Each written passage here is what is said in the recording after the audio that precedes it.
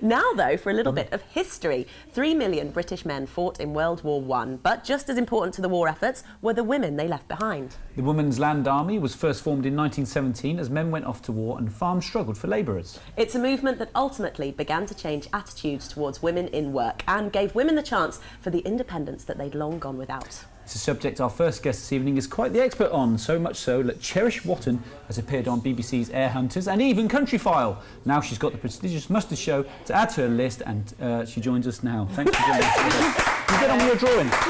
She's put me off because she's not drawing. She's not drawing, and there's a fly in here. If you see me doing this at any point, it's because there's a fly. Lovely to meet you. Oh, thank you. It's great to be here. Such an interesting topic. It really is, yeah. I didn't know about this. Is that kind of my ignorance, or is it? I mean, it probably is, but is it also kind of it's not something that's massively talked about? I think for the Second World War, a lot of people do know about the Land Girls. There's been sort of television series and film about the Land Girls. So I think people know about them for Second World War, not so much for the First World War, which is a shame because they obviously had a really key part in kind of setting the foundations for what was the Second World War Land Army. So what made it so interesting to you then? Why did you decide to write a book?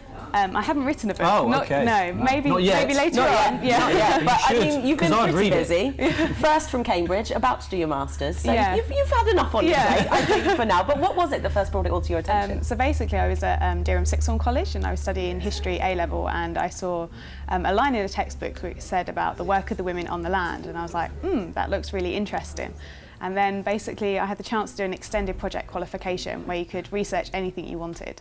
So I thought, I'll use this chance to find out more about the Women's Land Army, and I really enjoyed website design. So I kind of put the two together and made a website on the Women's Land Army. So I gave it in and didn't really think it would go much further, but then someone suggested actually you should publish this online because nobody else has really done this before. So I sort of put it online, not really sure what to expect. And then people were getting in touch, sharing magazines from the period, wanting information on their sort of relatives who are in the Land Army. And now I'm sort of developing it to be the national online hub for information on the Women's Land Army and the Women's Timber Corps. And talking of relatives, did you look back yourself and find if you've got any relatives that took part?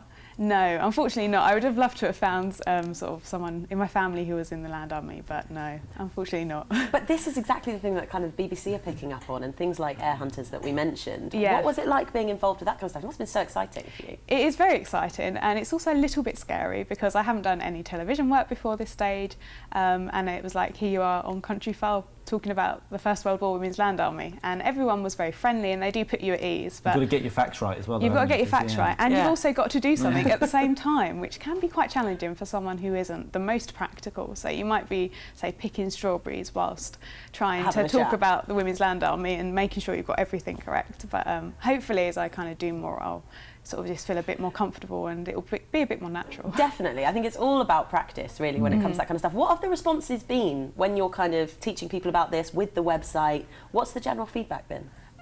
Really positive from people. I mean, they're very glad that the website's there because it's a real chance for them to find out more about their family history. I've had some wonderful moments where sort of one family's got in touch and they've uploaded photos, and then somebody else has said, I've never seen this photo before of my grandma. And I even had one from the First World War, Land Girls, who's somebody who was researching their grandmother, and I sort of said, have you looked at this page of the Landswoman magazine? And they were like, oh no, I've never seen this photo. So that's so rewarding to think you've actually had an impact on people. And just a little bit about the work that they did, because it wasn't just in the fields, was it? They worked in factories, they did all sorts of things. Yeah, so the Women's Land Army mainly obviously worked on the land, but there was also the Women's Timber Corps who worked in the forests. So you had a timber section of the First World War Women's Land Army and then a separate Women's Timber Corps in the Second World War. And a lot of people don't know much about their work, but they're out in the forests felling trees, really hard physical work, which... and all traditionally men's work, I presume, so this was very different. Yeah, they faced a lot of prejudice when they joined because some men didn't think that women would be up to doing the farm work. There was also a bit of a country-town clash because you had some women who were coming from the towns, their hair in bobs, wearing nail varnish, coming to the country, maybe taken in by the very glamorous propaganda image of land girls. And there was a bit of tension there about whether some land girls would actually muck down and do the work, but most of them did, and it was a sort of big success. If you look at the beginning of the war, the Second World War, 70% of our food was imported, but by the end we were 70% self-sufficient. Wow. So the Women's Land Army did play a really key part in that. And so is this the website that you've made, is that up and running currently? Can people go and find out more information? What is the address? So it's www.womenslandarmy.co.uk. Perfect. Great. So well, we'll go and check it out. Yes, thank thank you you so much for coming in, and it's such a fascinating topic. It was lovely to meet you. Thanks, Cherish.